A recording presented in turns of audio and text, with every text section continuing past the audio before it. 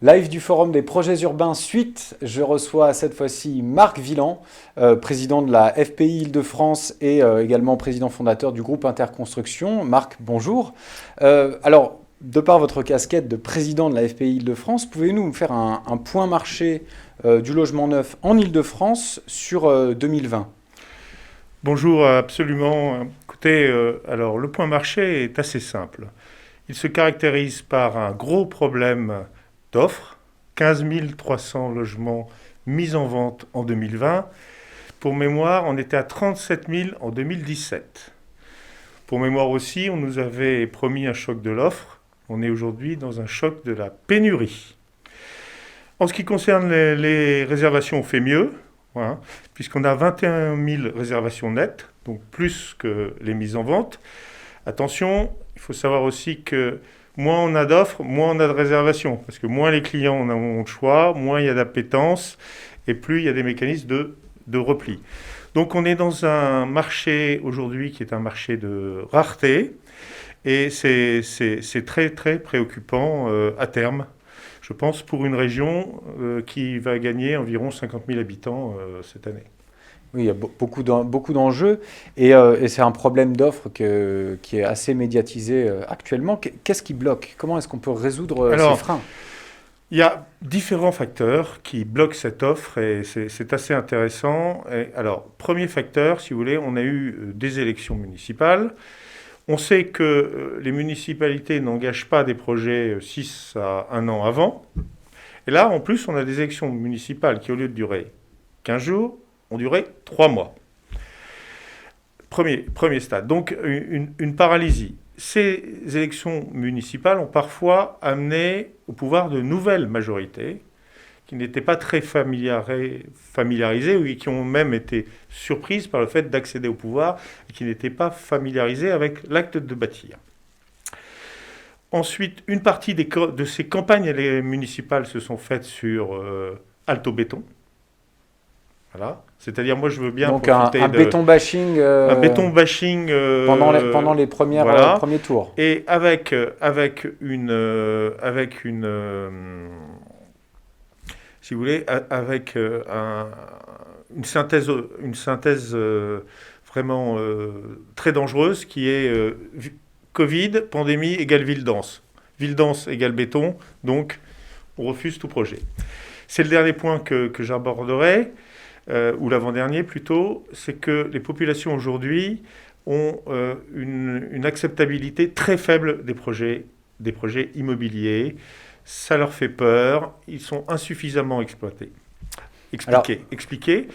Et puis on a des maires, on a aussi des maires, si vous voulez, qui sont, quand c'est des maires bâtisseurs qui sont fortement attaqués sur les réseaux sociaux sur ce sujet-là. Les maires, en général, ne sont plus encouragés par la fiscalité à construire. La taxe professionnelle est totalement répartie. La taxe d'habitation, c'est fini. Le logement intermédiaire ne paye même pas de taxe foncière. Donc, si vous êtes maire, vous avez des projets, vous êtes embêté par votre population, vous n'avez plus aucun intérêt fiscal. Pourquoi s'embêter alors qu'on a par ailleurs d'énormes responsabilités?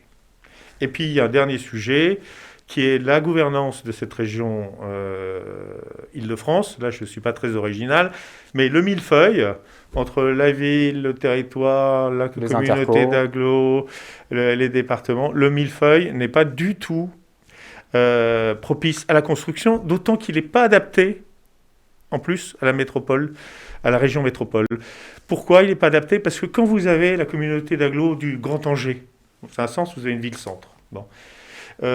Tours, pareil, c'est un sens. Vous avez des villes-centres en province. Mais la région Île-de-France, c'est 12 millions. Vous avez une ville-centre, Paris, mais vous avez des villes extrêmement importantes. Alors, vous avez un autre pôle, c'est Versailles, Versailles-Saint-Germain.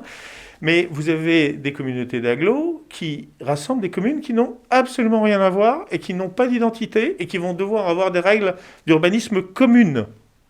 Donc là, si on ne règle pas le problème de gouvernance de cette région Île-de-France, on ne construira pas suffisamment non plus par rapport aux besoins. Donc il y a vraiment des raisons multiples qui vont amener à un blocage de la construction sans précédent. Alors, vous parlez de blocage de la construction, mais c'est vrai que dans la métropole du Grand Paris, il y a eu de nombreux appels à projets, il y a quand même des projets qui sortent, des grands projets structurants. Est-ce que le métier de la promotion immobilière saisit, on sait qu'il saisit un peu ces outils, est-ce qu'il y a un effet d'aubaine quand même sur ces gares du Grand Paris Express et sur tous ces appels à projets? Alors, si vous voulez, il y a plusieurs choses. Je pense qu'il était quand même temps de faire quelque chose pour le Grand Paris. En termes d'immobilier, vous parlez? Oui, en termes d'immobilier et de transport, c'est absolument lié. Et ça fait quand même longtemps qu'on a lancé le Grand Paris maintenant, hein, puisque c'est sous le président Sarkozy qu'on a lancé le Grand Paris. Bon. Donc ça fait longtemps et on constate quand même un retard des transports, un retard de l'arrivée des transports. Après, deuxième point, à mon avis, on n'a pas suffisamment construit sur les gares. On ne prend pas assez, on n'a pas pris assez de la balle au bond sur l'intelligence de densifier autour des pôles de transport. Ça se fait, mais ça se fait pas. Nouveau et à réhabiliter aussi. Nouveau et à réhabiliter, voilà. Nouveau et à réhabiliter, on n'a pas pris assez la balle au bond. Quelle raison? Alors, est-ce qu'il y a des problèmes de foncier? Est-ce qu'il y a des problèmes de détention? Alors, il y a des problèmes de foncier. Il y a des problèmes de stratégie et de gouvernance. Moi, je pense que, si vous voulez, en ce qui concerne les grandes opérations d'aménagement, ça doit être une gouvernance régionale, parce que tout est lié dans cette région, hein. Et cette région, c'est 12 millions d'habitants, mais c'est 2% du territoire français. Donc voilà, ça donne une échelle quand même, hein. Et c'est 30% du PNB. Donc je trouve que, si vous voulez, c'est une révolution.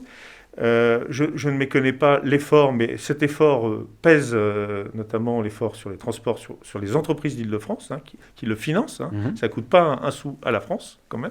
Bon. Et deuxièmement, je pense qu'on n'a pas assez, on n'utilise pas assez les pôles gares. Et même si on a des outils très intéressants comme l'EPF, etc., ça manque quand même de grands projets autour des gares. Voilà. Donc de grands projets structurants ou de grands projets urbains pour créer des polycenteries autour de ces gares et en faire des lieux non seulement de transit, mais de vie.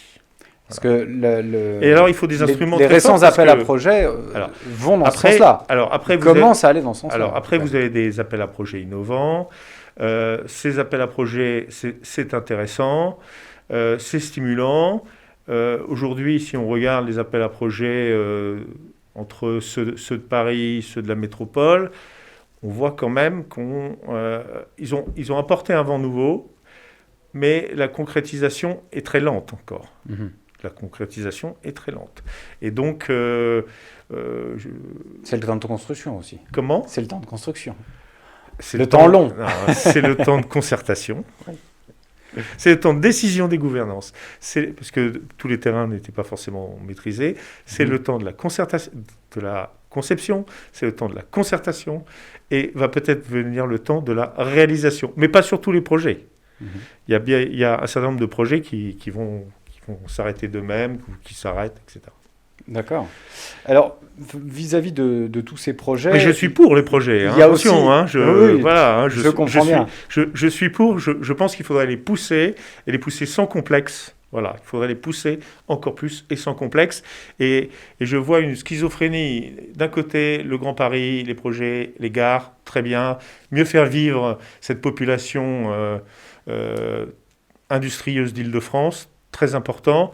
Et puis en même temps, arrêt, problème de gouvernance, faire rentrer la nature dans la ville, ce qui est très bien, mais blocage des projets. Et donc on est dans une espèce de schizophrénie qui est dangereuse.